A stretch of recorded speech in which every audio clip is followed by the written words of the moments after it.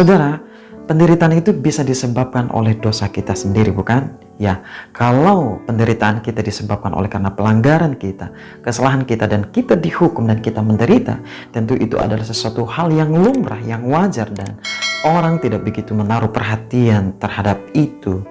Namun, menjadi pertanyaannya begitu adalah, bagaimana jika penderitaan itu datang bukan karena kesalahan kita atau datang di luar kendali kita? Nah, saudara-saudara, tentu ini akan menjadi pergumulan kita, akan menjadi perjuangan kehidupan kita menghadapi penderitaan yang tidak seharusnya kita tanggung. Apakah nasihat bagi kita dan bagaimana penderitaan Kristus dapat menjadi teladan bagi kita? Nah, ingat saudara-saudara bahwa kita ini adalah dahulu atau kita adalah orang yang berdosa. Kita ini seharusnya dihukum. Kita seharusnya binasa karena dosa itu.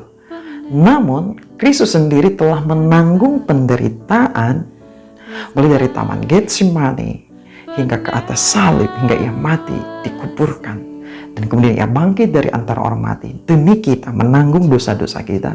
Supaya apa? Supaya kemudian kita beroleh kehidupan yang kekal, kita tidak binasa.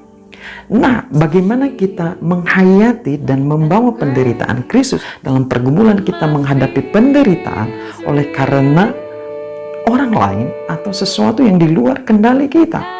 Ya, Rasul Petrus di dalam 1 Petrus pasal 2 menasehatkan kepada kita supaya kita meneladani Kristus. Jika kita dikhianati orang, kita tidak akan membalasnya.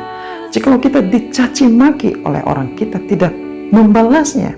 Jika orang melakukan sesuatu yang jahat kepada kita, maka kita harus bisa meneladani Kristus. Sama seperti Kristus pernah dicaci maki, diludahi, disiksa dan dianiaya, tetapi dia tidak membalaskan itu. Nah, saudara-saudara, penderitaan Kristus itu menjadi teladan bagi kita. Dan kita juga ingat bahwa kita adalah orang yang diselamatkan oleh karena penderitaan Kristus. Jadi menghadapi penderitaan oleh karena orang-orang yang berbuat jahat atau sesuatu yang tidak di dalam kendali kita, maka Rasul Petrus sekali lagi di dalam 1 Petrus pasal 2 ayat 24 menasehatkan kita begini. Ia sendiri telah memikul dosa kita di dalam tubuhnya di kayu salib, supaya kita yang telah mati terhadap dosa hidup untuk kebenaran. Oleh bilur-bilurnya kamu telah sembuh. Jadi saudara-saudara, penderitaan dan segala beban hidup yang adalah akibat ketidakadilan dari sekeliling kita, kejahatan orang lain, kita dapat menanggungnya sebagai kasih karunia. Berdasarkan teladan Kristus, kita tidak akan membalas itu, kita tidak akan membuat kejahatan semakin berlipat ganda hanya karena ingin membalas orang berbuat jahat dengan kita. Tetapi kita meneladani Kristus, menderita karenanya sebagai bagian dari kasih karunia, sebagai orang-orang yang sudah diselamatkan. Dengan demikian kita hidup untuk kebenaran. Di mana ada caci maki, di situ ada kasih yang kita nampakkan. Di sana ada pengancaman, di situ ada kedamaian yang kita bawa. Di mana ada kesemrawutan, di mana ada dosa, di sana kita membawa pemulihan. Dan kita yang telah mati untuk dosa tidak lagi hidup untuk dosa, tetapi kita hidup untuk kebenaran karena Kristus telah menderita bagi kita. Oleh bilur-bilurnya kamu telah sembuh.